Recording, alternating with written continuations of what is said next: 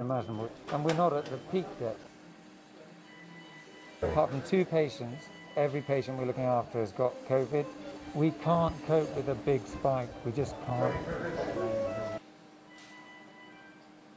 Is one of the doctors here? We're planning for many more patients, so all our theatres to be full of COVID patients and possibly beyond. It is, you know, none of us have ever seen anything like this. This used to be a recovery area for patients after surgery. Now it's an intensive care unit for COVID-19 patients. A huge part of the hospital has been transformed in order to deal with coronavirus. I've been in intensive care nursing for about 23 years now, and I've never seen anything like this. Even the London bombings, I've never seen it in such a short, condensed period of time. Many of the patients here are elderly or have underlying health problems, but not all. I think perhaps I was a bit naive when we started. I'd assumed that it would be the older and the sicker. In here we've got a mixture from people in their 40s to people in their 70s. A lot of them have got high blood pressure and diabetes or a bit of respiratory disease. But some of them are coming through who are young and fit. Yes. The patients here have severe pneumonia, inflammation of the lungs. They must be heavily sedated while on a ventilator, a machine which takes over their breathing. Patients can spend 2 weeks like this. Many drugs are being tested, but there is, as yet, no proven treatment for coronavirus. So it's oxygen and organ support and amazing nursing care, really. One thing that does help is turning the patients onto their front. It increases the oxygen getting into their lungs. What seems like a simple procedure takes time and lots of pairs of hands. Okay, everyone all right?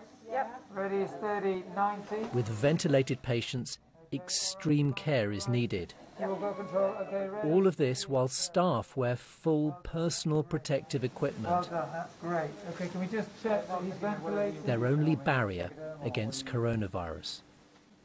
Every time a doctor or a nurse goes onto the unit, they must don full safety gear. You can't wear this and work for more than a couple of hours because you've got a crashing headache, you know, you've got a dry mouth, you have to get out. Staff write their names on their aprons so they can be quickly identified. so there's an emergency on the ITU. The head of critical care was seeing via walkie-talkie whether he could give a second opinion.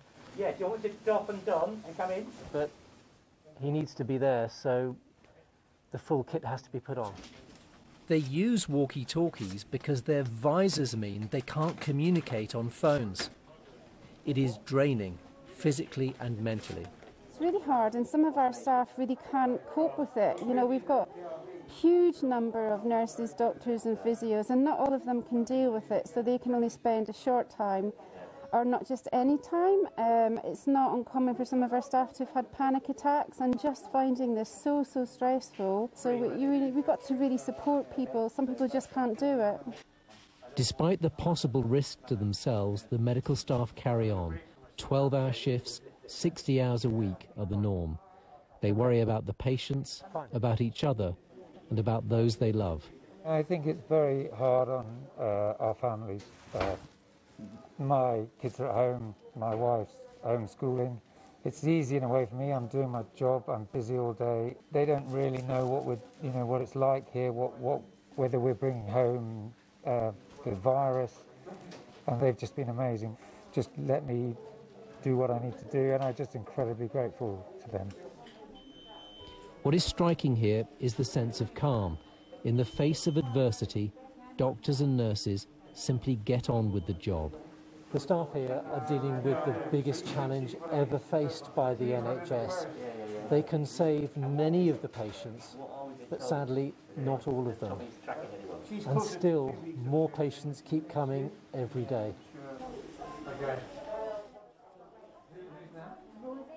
It is harrowing to see the devastation caused by coronavirus, and humbling to witness the resilience of nurses and doctors, the heroes of